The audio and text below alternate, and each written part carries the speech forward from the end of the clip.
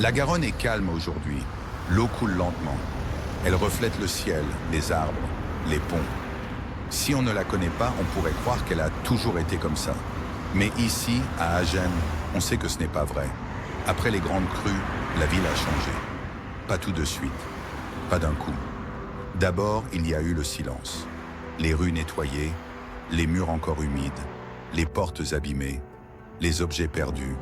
Puis, petit à petit, la vie est revenue. Les habitants sont restés, ils ont réparé leur maison, ils ont aidé leurs voisins, ils ont appris à regarder la rivière autrement. La Garonne n'était plus seulement un paysage, elle était devenue une force à respecter. Avec le temps, Agen a appris. On a renforcé certaines berges, on a déplacé des habitations trop proches de l'eau, on a laissé plus d'espace au fleuve. Pas pour l'oublier, mais pour mieux vivre avec lui. Aujourd'hui, on marche le long de la Garonne. Il y a des chemins, des bancs, des gens qui passent sans se presser.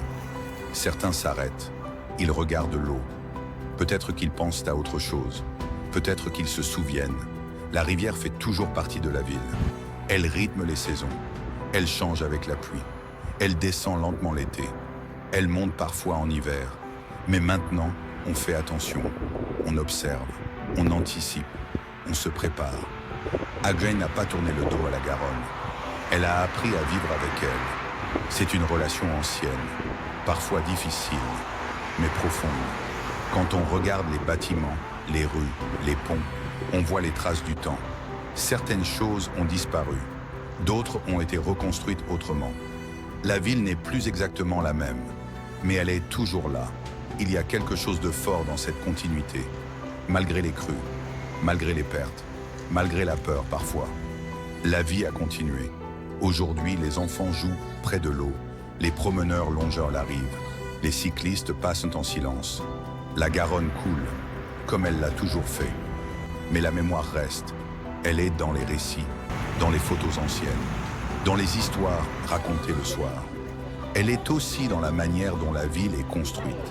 Agen n'a pas effacé son passé, elle l'a intégré. Elle a compris que le fleuve fait partie de son identité, qu'il faut le respecter et l'écouter. Quand la nuit tombe, la Garonne devient plus sombre. L'eau est plus lente, le bruit est plus grave. C'est un autre visage du fleuve, un visage que les anciens connaissent que bien. Mais aujourd'hui, il n'y a pas de peur, seulement une attention tranquille. La ville veille, le fleuve coule. Agen vit avec la Garonne. Elle se souvient, elle observe, elle avance. Et quand on s'arrête un instant, au bord de l'eau, dans le calme, on comprend que cette histoire n'est pas seulement celle d'une crue. C'est l'histoire d'une ville qui a appris à se relever et à continuer.